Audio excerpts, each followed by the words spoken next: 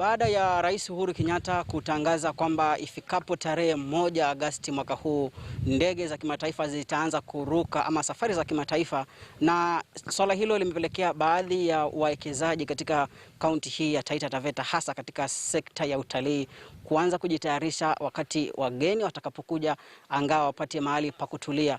Na hivi sasa nataka kuungana na baadhi tu ya wawekezaji watueleze zaidi kuhusiana na mipangilio hiyo. Mimi naitwa Josephine Mwakazi, mfanyabiashara Voi, na tumefurahia kwa sababu rais wetu ametufungulia.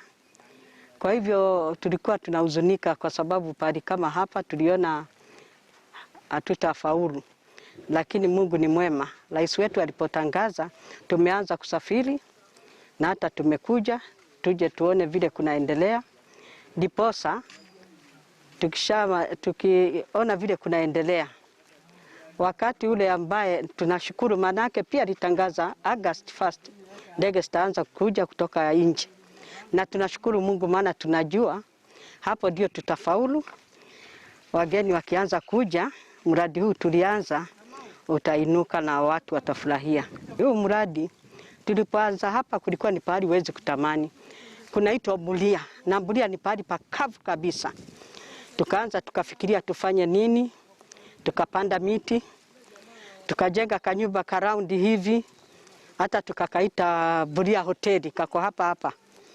Tukaa tunakuja hapo tunafurahia. Mwisho tukaona hapa tunaweza tengeneza nyumba za kitamaduni na iwe ni pahali pazuri pa watalii kuja kupumzika.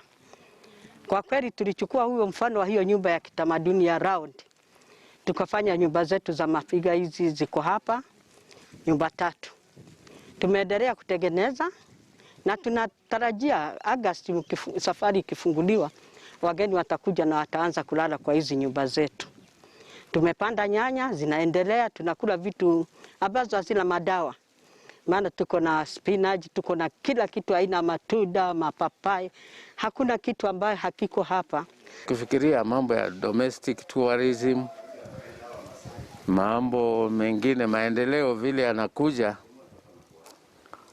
Baadaye tukishapata makaratasi na barua za kuendesha biashara, tunaweza kufungua ili watalii, watu wakitoka huko, pengine wametoka Nairobi, wametoka Mombasa, wametoka Kisumu, wametoka tauni zingine, watakuja hapa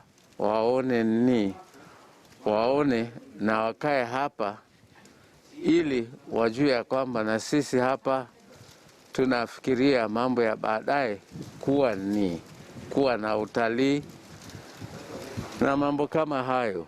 Sisi kama wenyeji wa hapa, watalii wakija hii sehemu kama hii vile imejengwa hivi, tunafaidi, maanake tunaweza kuwa tuko na kuku zetu tunauza, ile mimea yetu tumepanda watermelon tunauza. Wale vijana ambao wamekuja kuonyesha talanta zao wanapata kitu kidogo.